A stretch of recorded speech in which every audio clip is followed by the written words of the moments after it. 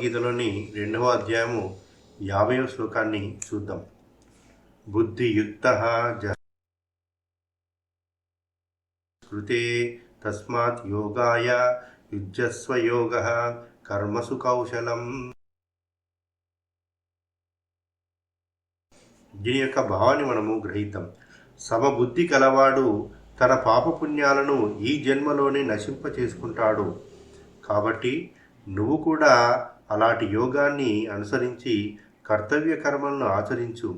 యోగమే కర్మలలోని కౌశలం అన్నది ఈ యొక్క శ్లోకం యొక్క భావం. ఇంకా దీని సంపూర్ణ వివరణ చూద్దాం. మానవుడు నిత్య కర్మిష్టి.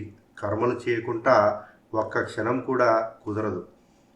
మంచిదో చెడ్డదో ఏదో ఒక కర్మ చేస్తూనే ఉంటాడు మనిషి. సృష్టి ధర్మం ప్రకారము పుణ్యపాపాలు కర్మబద్ధాలు తగులుకుంటాయి. ఫలితంగా జన్మ పరంపరలో చిక్కుకొని విలవిల్లాడుతూ ఉంటాం. కర్మలను ఎలా ఆచరిస్తే కర్మబంధాలలో చిక్కుకోమో, పుణ్య పాపాల నుండి విముక్తులమవుతామో, జన్మ పరంపర నుండి బయటపడతామో ఆ కిటుకు, ఆ కౌశలం, ఆ విధానం తెలియజేస్తున్నారు శ్రీకృష్ణ పరమాత్మ. అదే సమస్థితిలో యోగ స్థితిలో ఉండి కర్మలను ఆచరించడం. సమత్వం యోగముచ్యతే. సమత్వమే యోగమని చెప్పబడుతున్నది అని ముందు శ్లోకంలో చెప్పారు. ఇక్కడ యోగ కర్మసు కౌశలం. యోగమే కర్మలలో కౌశలం అంటున్నారు.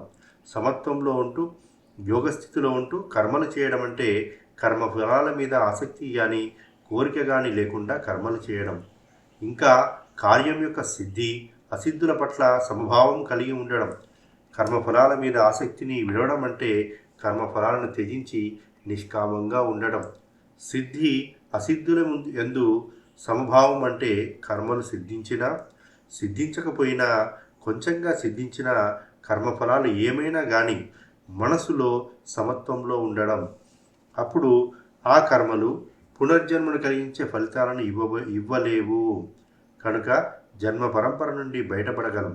కనుక కర్మఫల ఆసక్తిని వదిలి కార్యసిద్ధి కలగకున్న సమత్వంలో ఉంటూ కర్మలను ఆచరిస్తే ఈ లోకంలోనే పాపపుణ్యాల నుండి విముక్తిని పొందవచ్చు.